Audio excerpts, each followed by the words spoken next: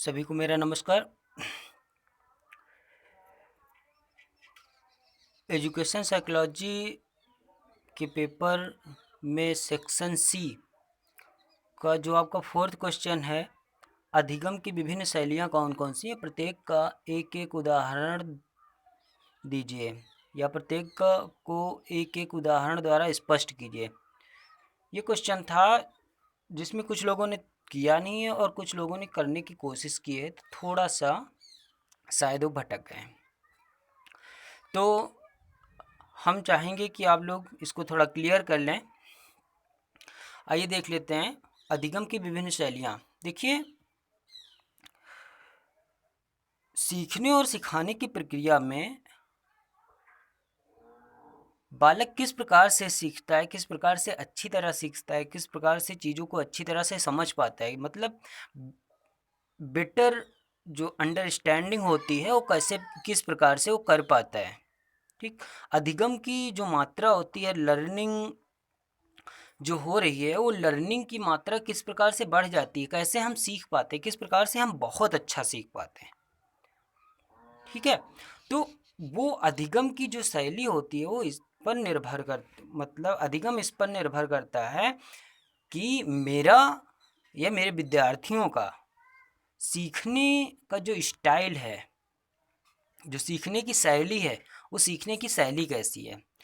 तो इस संदर्भ में शैक्षिक सिद्धांतवादी जो शैक्षिक सिद्धांतवादी हैं, नील फ्लेमिंग, यहाँ पर देखिएगा, नील फ्लेमिंग, इन्होंने अधिगम की शैलियों के लिए एक सिद्धांत का प्रतिपादन किया जिसे वार्क सिद्धांत के नाम से जाना जाता है। एक सिद्धांत का प्रतिपादन किया जिसे वार्क सिद्धांत के नाम से जाना जाता है, जिसका अगर हम एक्सप्लेन करें तो इस रूप में करते हैं।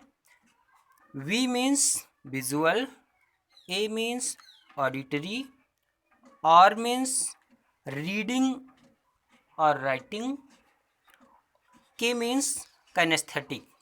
मीन्स जो अधिगम के आधार पर हम देखें तो हम ये देखते हैं, सामान्य तौर पर हम 3 प्रकार के अधिगमकर्ताओं को देखते हैं, जिसमें हम देखते हैं कुछ देख करके अच्छा सीखते हैं, कुछ सुन करके अच्छा सीखते हैं, कुछ ऐसे होते हैं जो टैक्टाइल, जिनको हम काइनेस्थेटिक बोल देते हैं, इस टाइप में अच्छा सीखते हैं।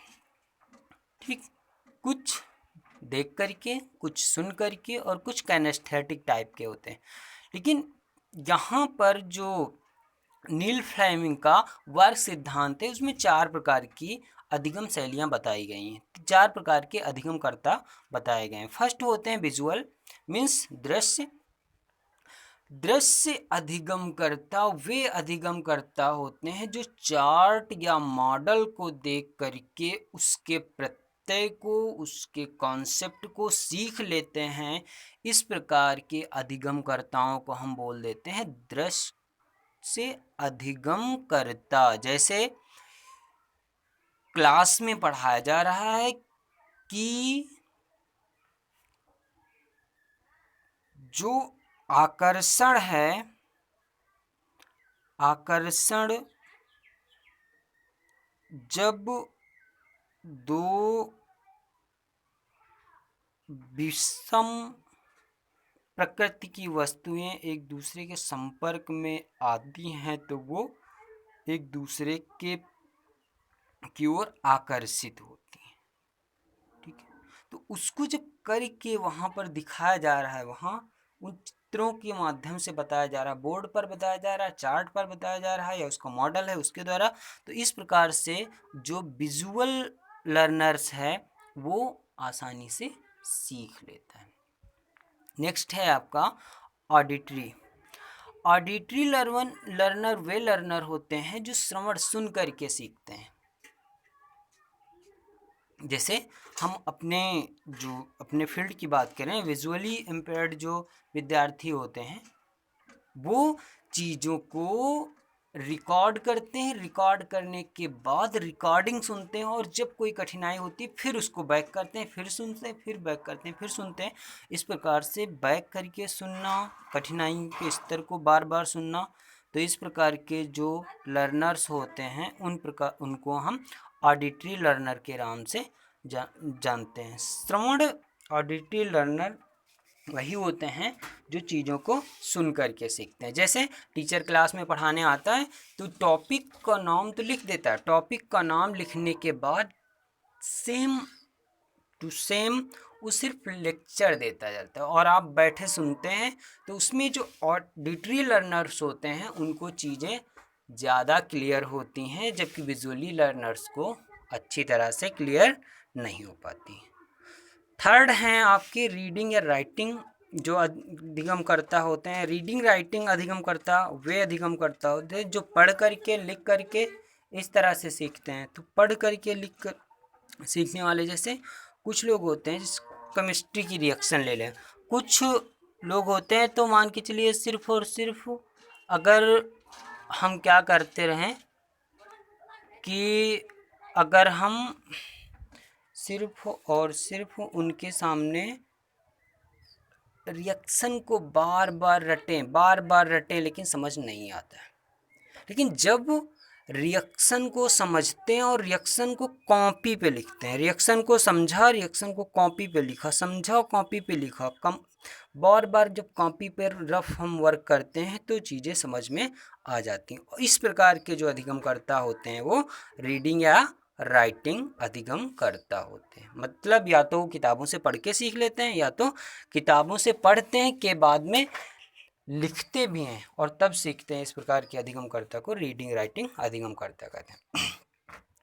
फोर्थ और लास्ट है काइनेस्थेटिक प्रकार के जो अधिगमकर्ता होते हैं। काइनेस्थेटिक प्रकार के अधिगमकर्ता वे अधिगमकर्ता होते हैं जो स्पर्श इंद्रियों द्वारा वस्तुओं का ज्ञान उनका अधिगम करते हैं। इस प्रकार के अधिगमकर्ता काइनेस्थेटिक अधिगमकर्ता कहलाते हैं। जैसे जो अमूर्त वस्तुएं होती हैं, अमूर्त वस्तुओं को वो आसानी से नहीं सीख पाते, लेकिन जब अमूर्त वस्तुओं का मॉडल बना दिया जाता है और मॉडल को स्पर्श करते हैं, स्पर्श करने के बाद वे उसका अधिगम कर लेते हैं, उसके बारे में ज्ञान प्राप्त कर लेते हैं। तो इस प्रकार के अधिगमकर्ता काइनेस्थेटिक अधिगमकर्ता कहलाते हैं। तो अधिगम की शैलियों के आधार पर 4 प्रकार के अधिगमकर्ता पाए जाते हैं। कौन कौन से? एक तो visual learner, auditory learner, reading writing learner और लास्ट काइनेस्थेटिक लर्नर। 4 प्रकार के अधिगमकर्ता पाए जाते हैं। किसके अनुसार? नील फ्लेमिंग के अनुसार। तो अगर हमसे पूछा जाए कि अधिगम की विभिन्न शैलियाँ क्या हैं, तो 4 अधिगम की शैलियाँ हैं: विजुअल, ऑडिटरी, रीडिंग और काइनेस्थेटिक। Okay, thank you.